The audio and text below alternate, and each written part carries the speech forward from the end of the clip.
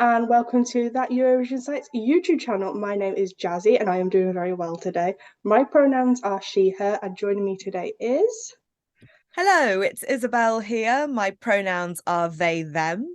And Jazzy and I were just talking about how we've been uh, huddled up at home as we're recording. It's very cold in the UK, really all over the UK. So I'm glad to be here to chat to you all. It's definitely been like an indoors sort of a day. Today we will be talking about the Moldovan national final, Etapa Naţionalǎ, which was won by Pahsa Parfeni with the song Soarele Si Luna, while Sunshine Project came runners-up with their song Yummy Mummy. My first question would have to be, what are your thoughts on Pahsa Parfeni winning Etapa Naţionalǎ 2023? I have possibly controversially quite mixed feelings about Pahsa Parfeni's win. Um, Soarele Si Luna wasn't even in my top three, which I know is really not like the prevalent feeling in the fandom. I know that so many people were really gunning for him to win.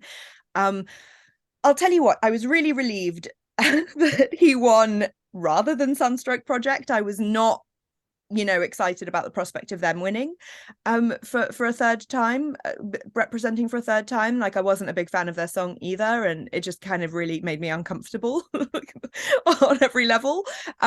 Pasha's song is good. It's a really good, catchy song. I will say I've seen it compared to both Fühlen and Stefania from last year, and I can see those comparisons. It's got things in common with both of those songs, and I don't think those are bad. I don't think those are bad comparisons to make. Like, I think it's capturing a sort of a desire for new folk, electronic based folk music. That makes sense. There is a wave of desire for that, and obviously Stefania really kind of rode that wave, and Fühlen really fell flat. And I think that for a country like Moldova, it will probably be more successful. I know we're gonna talk about its chances at Eurovision in a second. My housemate, who's Romanian, I feel like I owe her so much, because she's given me so much kind of background information about she was peering over my shoulder as I was watching Etapa Naţionalǎ, the final anyway, and giving me all this like background info and translating on the fly. So I owe her a lot. So if you hear me say anything like to do with like Romanian folk instruments, that's not my native knowledge. That's really Liliana, who I live with, who happens to have some of that knowledge just native to her. Interestingly, she felt that Pasha was doing a bit too much to hammer home the whole pagan imagery thing. And I will say, normally I really eat that stuff up, but I sort of agree. And I think it's because he seems so earnest. He's obviously like an artist, right? And I think that there's just, for me, it feels a little bit too serious, which doesn't make sense, because it's a festival song. It's interesting. It's like an anti-Fühlen to me. It's so Fühlen was a witchy feminine emancipation song, right? About escaping the patriarch who's keeping you under lock and key, and dancing with the devil by moonlight and firelight in a forest clearing. Soarele Si Luna, by contrast, is a marriage song. And in some ways that's lovely. Like, you can really hear the folk song, the kind of folk song you would hear at a wedding. You can hear that at the heart of the song, and it's all through the lyrics, right? The lyrics are about his marriage to a girl, the gift of a ring, and it's very repetitive, which is classic of a folk number. Simple lyrics that you can really remember and that you want to kind of just keep singing. You can almost hear how it would work being sung in a round, like a lot of folk songs are. But at its core, although the pagan forest setting is exciting to me, and I think it captures the imagination of a lot of us all over Europe, maybe particularly, there's something about European forests that really are kind of at the heart of our folk imagery. And so many songs like Shum kind of captured that, and Fühlen captured that. For me, there's a lot of that kind of that setting that I think really lights up our imaginations. But at the core, it's not very interesting to me personally. I predictably love the flute parts. The flute, which according to Liliana, my housemate, is a fluier, but looking it up, it also looks like it could be a caval. Either way, those are both like originally shepherd's flutes. It's a classic folk flute, and I love the flute parts. But for me, the song itself, it may just be too straight for me. Like maybe I'm just being that predictable. I'm like, I need it to be a bit queerer or a bit sort of more mysterious. It doesn't have a lot of mystery, which sounds wild, and I'm sure lots of people will disagree with me. But and I think it's probably also because I'm really into lyrics, and just, there's not a lot of mystery in the lyrics for me. But it's a good song, and I'm not sad that it won. So I am very happy this one. While watching the National, this was probably the song that really stood out to me in a good way. There's a couple of other songs that I did enjoy, but like didn't really stand out to me massively. I also definitely prefer this to his 2012 song Luta, which I thought again was quite folky. It was quite fun. Like, I don't know if this is as fun as Luta, but I definitely prefer this.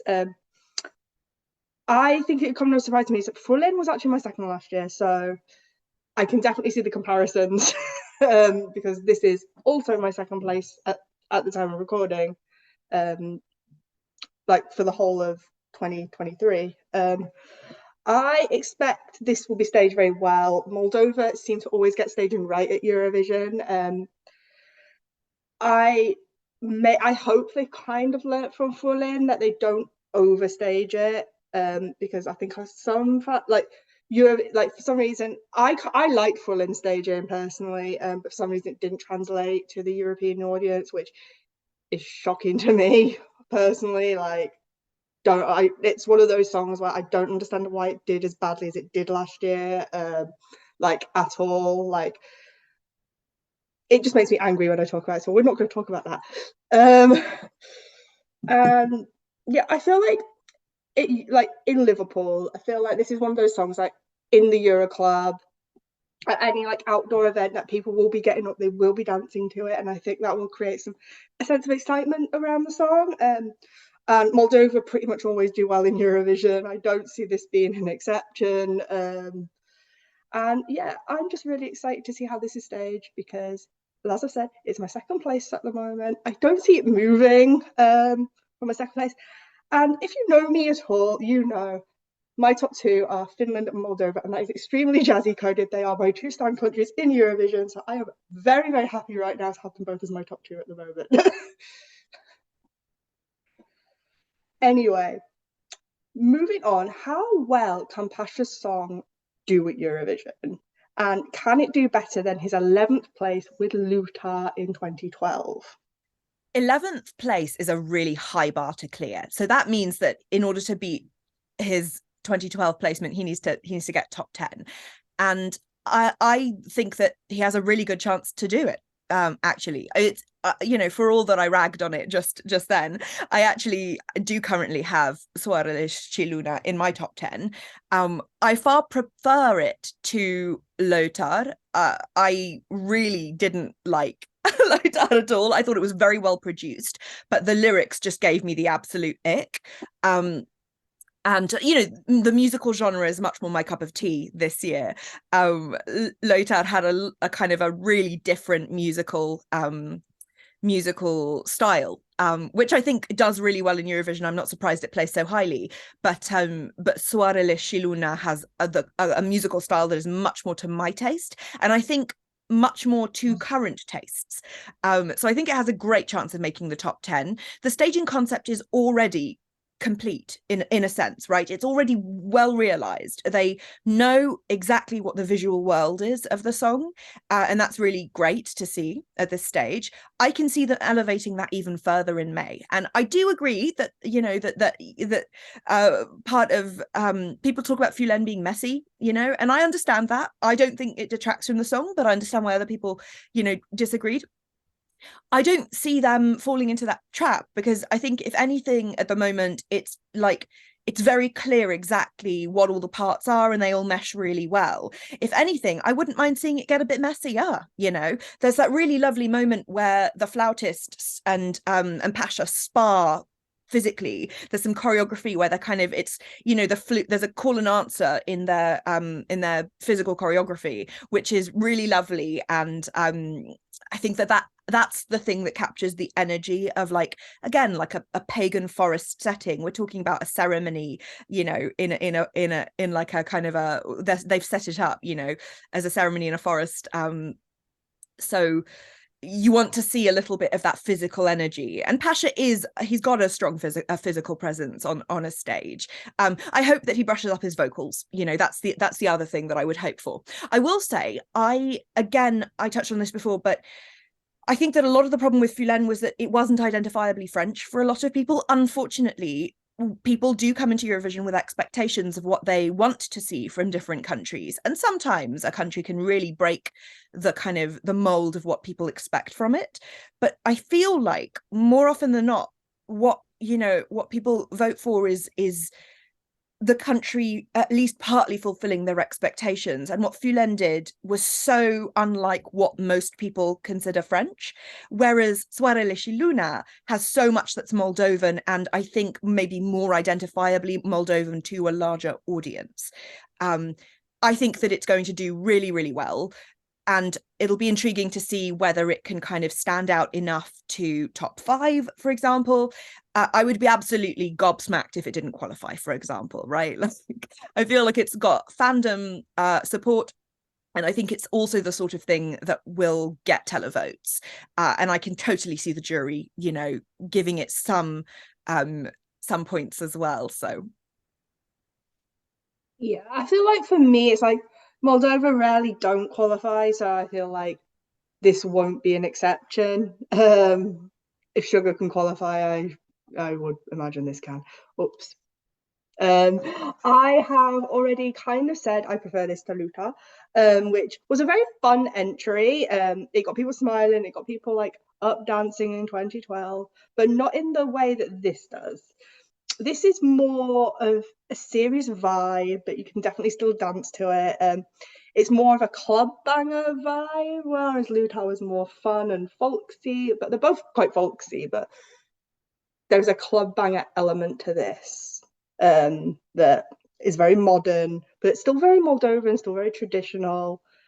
But it's done in like such a different way to his other song.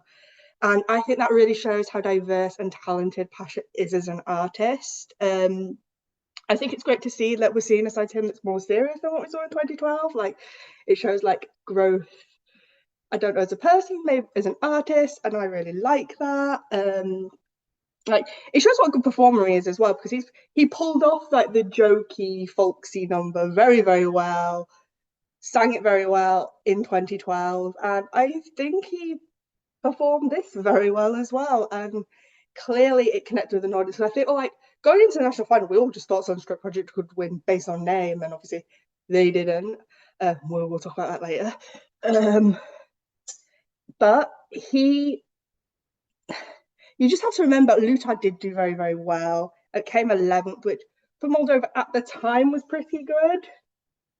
I don't know if they'd see 11th place as good now, because they've had quite a few top 10s, pretty high top 10s as well. So I'm not sure if they would see it as a good result now. But I think at the time it was like their best result at the time. So, like, I think he can definitely beat it. He should beat it. Yeah. So we're going to move on to the rest of the national final, which I feel like there's going to be a lot to say. Were there any other national final songs we enjoyed? Or didn't? yes. Oh, I was itching for you to ask me this question. I loved this selection. I think that there was so much quality in the final, and there was quality in the auditions even. This has been such an underrated national final this year, I think, and it's actually been one of my favorites in terms of song quality. And in terms of the show, which I will say does have something to do with the fact that I absolutely love Zdob She's Dub, and they like essentially gave them the stage for like a whole like a whole like kind of festival gig slot, you know, which was just glorious. That was majestic and magical. I really enjoyed myself. But as I said, Pasha's song, not even in my top three. I lost my early favorite in the auditions. Krista never qualified for the final with Padure Verde Padure, which means forest, green forest. And that is, I think, the major kind of like robbery in this selection. I think by and large, most of the songs that made it to the final really deserved their spot there. But the fact that Krista didn't qualify baffles me completely. Padure Verde Padure was so ethereal and enchanting and mellow, and such a different vibe to most of the stuff that we hear, you know, from national finals in general, from Eurovision in general.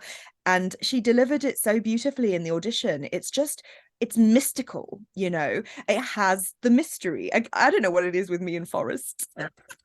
But like, it's, you know, it really conjures up the silence, the eerie silence of a forest. That's not going anywhere. That's on my playlist forever. I just absolutely adore that song. And I'll never understand why it didn't qualify for the final. My winner, though, in the end was Aliona Moon. And I know she had a ton of support. Obviously, she was a returning artist. You know, she represented Moldova with Omir in, oh gosh, what year was it? 2013. 2013. Gosh, that's a long time ago. Duma to me was so much better, and I know Omir had a lot of support, you know, at the time, and it just musically wasn't quite up my street. I remember the staging being fantastic, but it wasn't like, the song itself didn't particularly grab me, even though she did. To come back with a song like Duma, and this is really Isabelle bait, like we're talking again folklore, electronica, that drum and bass beat, which is so irresistible, and her vocals, spine tingling, like so much of what I was actually kind of missing from Pasha's song and performance were present for me personally in Aliona's. There's just a maturity, and not to say that Pasha isn't a mature artist. He clearly is. He knows what he's doing. That's very obvious. I mean, Pasha wrote Aliona's song back in 2013, right? Like, he is an accomplished artist. But for me, Duma and Aliona's performance of Duma, which means take me, in the sense of take me away. So it's this yearning song. And she just captured the dreaminess of the lyrics and also the composition so beautifully. She gave such a nuanced performance, and I guess maybe that's the thing. I'm missing some of the mystery and some of the nuance that I really like to see in music generally, but in sort of a folk inspired piece of music. And Duma just had it in spades, just so mysterious. That's living in my head, just like permanently on loop at the moment. It's got and again, really catchy, really compelling. It just really rolls along. And I'm, if I'm completely honest, I'm kind of shocked and appalled that she didn't win. Feel free to out me if you're like, you know, you think I'm like on something, but I'm really shocked that even with all of the support, all of the fan support from for Pasha, I'm stunned that Aliona didn't win with that piece and that performance. And it may well have come down to the staging, because what Pasha did have was a complete staging concept. And although I really enjoyed elements of Aliona's staging, that it did feel like it needed something more. I mean, she's such a gorgeous vocalist and her stage presence is so gorgeous, but it did feel at times, when you got those kind of like wider angles, wider shots, those wider camera shots, that like the stage itself was a little bit empty. So I wouldn't be surprised if that actually might have really kind of been the thing that was the nail in the coffin for her. She still did really well, like, don't get me wrong, but you know, maybe with a more a richer staging, she might have won it. You know, she was certainly a contender. And then finally, just a shout out to Soarele Ostiglianu, who I think are like the cult fandom favorite from this selection. Bade Badishor Baditsa is like just a folk song. It's just a fun, kind of riotous, like just irresistible folk song. You know, these five sisters, and I loved that what they did from the auditions to the final was they put them an instrumentalist on the stage, and they really created the sense of like a kind of a communal folk singing moment. You know, I'm a sucker for like anytime any group of like singers stands in a circle looking at each other and singing, I'm just like, oh, I love it, you know, give them the crown. I just adored, again, talk about kind of folk instruments, this folk instrumentalist with like, he had like two flutes and like a bagpipes, like just like an armful of folk instruments, and like he just kept pulling out and, you know, giving a little toot. The title is I've seen has caused a little bit of confusion online. From what I understand, Bade is like a term that you would use to refer to like maybe a relative, like a brother or an older relative, or even your boyfriend, but it's like kind of a term of like respect. And then Badishur and Baritsa are like kind of diminutives of that, so it's kind of like a term of endearment. So I quite enjoyed that you've got these five sisters, and then the one chap with all of his instruments kind of taking the spotlight for his little musical bits in the middle, and they just all had a lovely dynamic. You know, it was quite nice to see, like, you know, the man of the title kind of, you know, represented in some form. I just really enjoyed the way that they translated that folk energy to the stage at the final. I would have loved to have seen that win, to be honest. But as it is, it was really lovely to see that too. So I'm kind of the opposite. I kind of struggled a little bit with this national final, like I won't lie. And I truly think the best song on the night won, in my opinion. I do think Sunstruck Project performed their song well, but I don't think Yummy Mummy would have been the best choice or even a good choice. And lyrically, it's just not good. Yeah. Lyrically, kind of makes me feel a bit uncomfortable as well. I really enjoyed Aliana Moon's Duma as a song, she performed it well. However, I don't know if like this energy and the staging was completely like 100% right. Like vocally, she was amazing and was a clear second favorite of mine on the night, but something about it felt a little bit static to me. I just didn't connect with it as much as I wanted to, and I'm kind of sad about that because she has a beautiful voice. She's a great performer. Something about it just didn't stick with me, and it was a little bit, oh, yeah. But that doesn't take away anything from her talent. Obviously, Moldova is a very small stage. I do think this would have been elevated at Eurovision and still would have been a good choice for Eurovision. It's not, I'm not taking anything away from her. Another song that I really liked that didn't make it past the auditions because she got disqualified was Lola's Temperatura. I heard she got disqualified because she got stuck in traffic, which is like probably the most me thing ever. So I very much relate to that. It's a banger.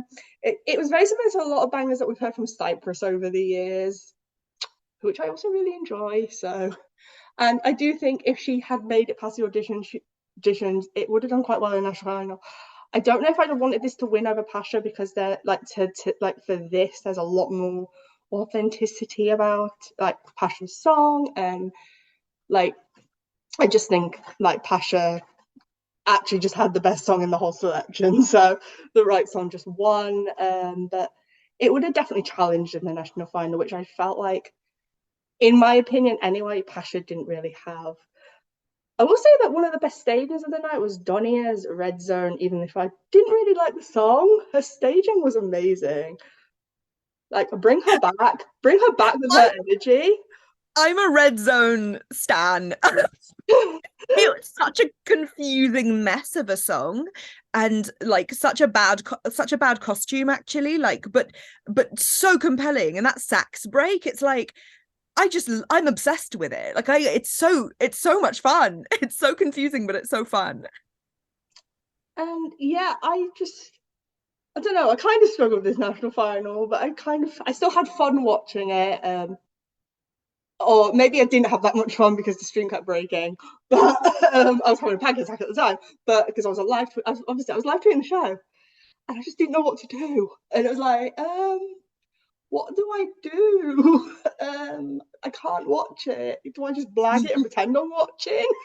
Yeah, In the end, I that would be my did. major note, would be like, and I'm sure that if you were in Moldova watching on like terrestrial TV, do people even still watch terrestrial TV? Is that, I know that here we don't have terrestrial TV anymore, but if you were in Moldova watching, I'm sure that there was no problem with, or I would hope that there was no problem. But as an international person watching, even the Moldovan broadcaster site, which was, you know, was supposed to be all working, like none of the platforms that, you know, that were available, like the YouTube stream, the Moldovan broadcaster, there was no reliable stream. So we like the international fans missed quite a lot, or like were on catch up or on a delay or had a broken, so that was the main kind of, you know, that was the main downer for me anyway, as somebody who did enjoy it a lot, was that actually, you know, it wasn't an unbroken stream at any point. It was constantly unstable, worse than any other national final stream has been all season, and this despite the fact that the broadcaster explicitly made it available for international viewers, which is wonderful. So yeah, that was a real shame, and I hope that they managed to kind of sort that out for next year. Belgium, don't think you're off the hook. Yours is pretty bad as well. And that takes us to the end of this recap video. I would like to thank Isabelle for joining me to talk about this selection. It was a load of fun. Make sure if you like this video, you give us a like and subscribe. Also subscribe to our channel, That Eurovision Site. Also be sure to check out That Euro Site on Facebook, Twitter, Instagram and TikTok for all your Eurovision 23 updates in the run-up to Liverpool, as we're only a few weeks away now. And also make sure you check out That Eurovision podcast on Spotify and Apple Podcasts, and give us a like over there so you can be notified whenever a new episode comes out. And all that's left for us now to say is bye. Bye. Bye. Goodbye.